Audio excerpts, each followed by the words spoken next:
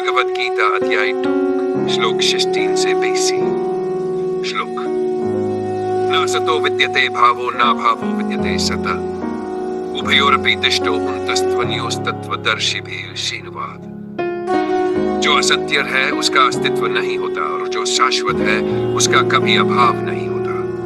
तत्वदर्शी महापुरुषों ने इस तथ्य को भली भांति समझा है। इस श्लोक में श्री कृष्ण समझा रहे हैं कि नश्वर वस्तुएं जैसे शरीर, धन, सुख दुख क्षणिक है, जबकि आत्मा शाश्वत और अजर अमर है। जो व्यक्ति इस सत्य को समझ लेता है वह मोह और भय से मुक्त हो जाता है। अविनाशी तु तद्विद्धि येन सर्वमिदं ततं विनाशमव्यस्यास्य न कश्चित् कर्तुमर्हति। जान लो कि वही अविनाशी आत्मा है जिससे यह संपूर्ण सृष्टि व्याप्त है। इस अविनाशी आत्मा का कोई भी विनाश नहीं कर सकता। श्री कृष्ण यहाँ आत्मा की अमरता की पुष्टि कर रहे हैं। हमारा शरीर नष्ट हो सकता है लेकिन आत्मा अजर अमर है और संपूर्ण ब्रह्मांड में व्याप्त रहती है। इसलिए हमें शरीर की मृत्यु से भयभीत नहीं होना चाहिए। अंतवन्ते में देहा नित्यस्योक्ता शरीरिन अनाशिनो प्रमेयसी तस्माद्यस्व भारत। अनुवाद, ये शरीर नश्वर है किंतु इनमें निवास करने वाली आत्मा नित्य, अविनाशी और असीम है। इसलिए हे भारत अर्जुन, तुम युद्ध करो। श्री कृष्ण अर्जुन को यह समझा रहे हैं कि शरीर का अंत निश्चित है लेकिन आत्मा को कोई नष्ट नहीं कर सकता। इसलिए उसे अपने कर्तव्य धर्म युद्ध से विमुख नहीं होना चाहिए।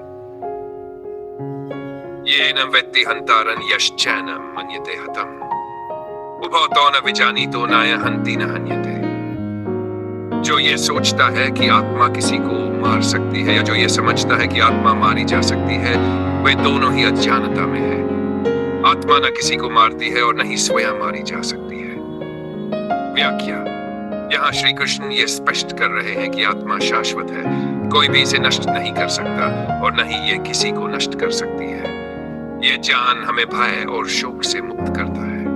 श्लोक जायते म्रियते व कदाचिन नायं भूत्वा भविता वा न भूय अजो नित्य शाश्वतो ओयं पुराणो न हन्यते हन्यमाने शरीरे।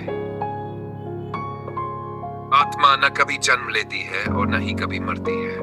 ये न तो पहले कभी उत्पन्न हुई थी, न अब हो रही है और न ही आगे होगी।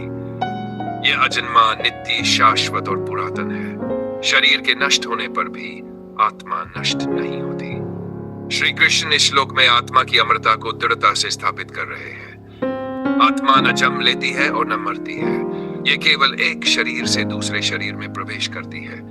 इसलिए हमें मृत्यु का भय नहीं रखना चाहिए और अपने कर्तव्य का पालन करना चाहिए।